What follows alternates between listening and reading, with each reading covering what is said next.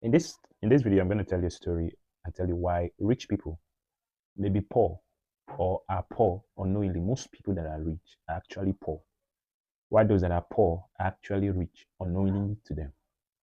And I'm going to tell you the things that the money that the Bible says that money answereth all things. But there are things that are bigger and more valuable than money. So in this story, there was a boy that had a rich father. Had a rich father, and the father had a palace where he had a lot of servants. And the boy had a lot of cars, had a lot of people that are attending to him. So, but the father was worried. How come? I need my son to understand that life is not a bed of roses. I need to make him understand that he should be appreciative that he has a father that can give him anything that he wants. So the father thought of it that one day I'm going to take this boy of mine. I'm going to take him to the part of the city where the village so that he will see those people that are poor, stay with them and be able to appreciate the fact that he has a father that had a lot of money. So on this day, he now took his car, he went only with his son and himself and went to the village. They drove. As they were driving, the boy was enjoying the ride. He said, I'm going to show you something. I'm going to make you learn something with this trip. So they got to the village. When they got to the village, they met a farmer with his wife and the children. The farmer had a farm, but he was not so wealthy. He had a little hut. He had a little farm. He had a little hut. He had a little compound. So he said, my son, we're going to stay here for the next 2 weeks so that we'll sit down with those people and you understand what poverty, you will learn a lesson. He didn't mention that he's going to teach him what poverty is so that he will appreciate having a rich father.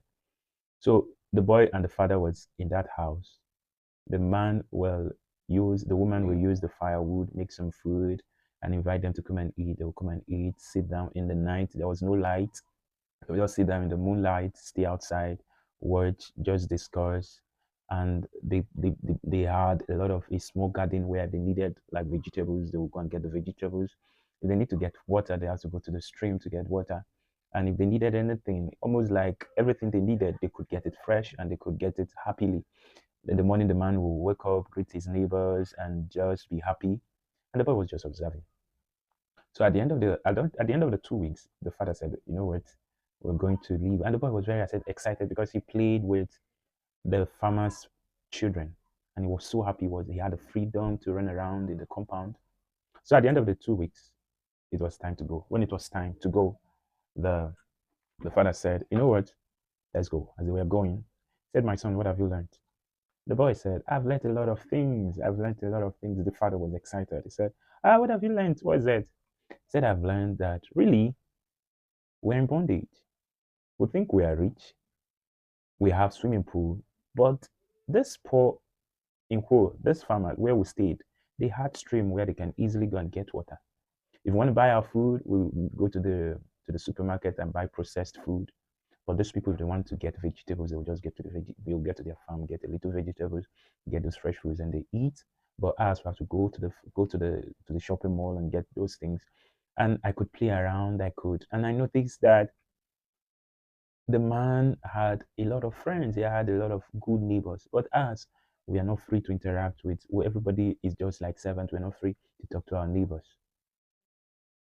The father was astonished. He said, I thought what I wanted this boy to learn is to be appreciative that he had a father that is rich. He couldn't talk to the son again. He went home. He started thinking that sometimes that you're rich doesn't mean that there are things that are better than riches. But mind you, Bible says in Ecclesiastes chapter 10, verse 19, it says, money answereth all things. So understand me, I'm saying that money is very, very important. But there are things that money cannot buy. There are things that are more valuable than money. There are things that money in itself can buy it for you. Number one is found in Proverbs chapter 22, verse 1. What it says, a good name is more desirable than great riches. To be esteemed is better than silver or gold. So you see, a good name is better than riches. So if you're rich and you don't have a good name, better retrace your step and get a good name for yourself. You could do that.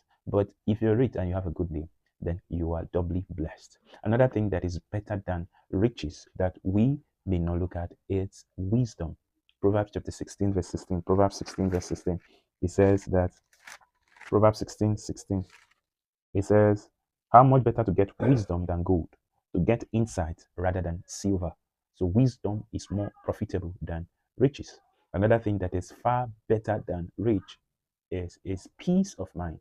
Proverbs 17 verse 1. Proverbs 17 verse 1. It says, better a dry crust with peace and quiet than a house full of feasting with strife.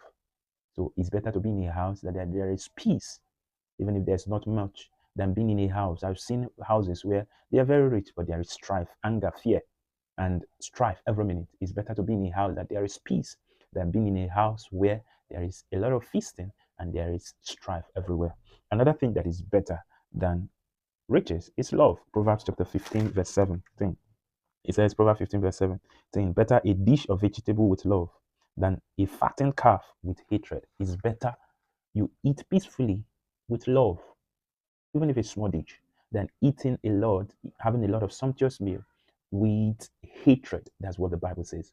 So money cannot buy love.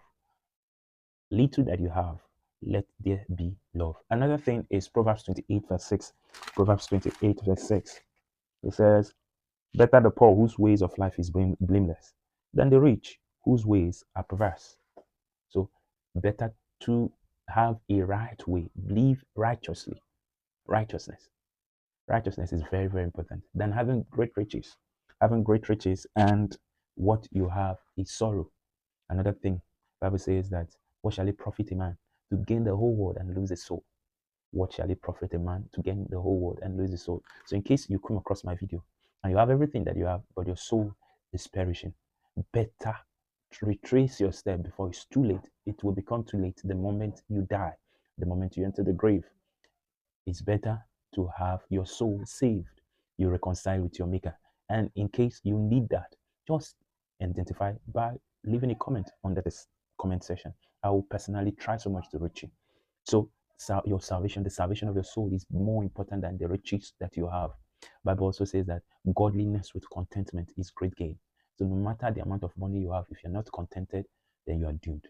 Thank you for watching my video. May God bless you and may God help us that in as much as we are looking for money, we'll look for it in the right way and we'll have the things that money cannot buy and we'll also have the things that money can buy. Stay blessed and have a lovely day.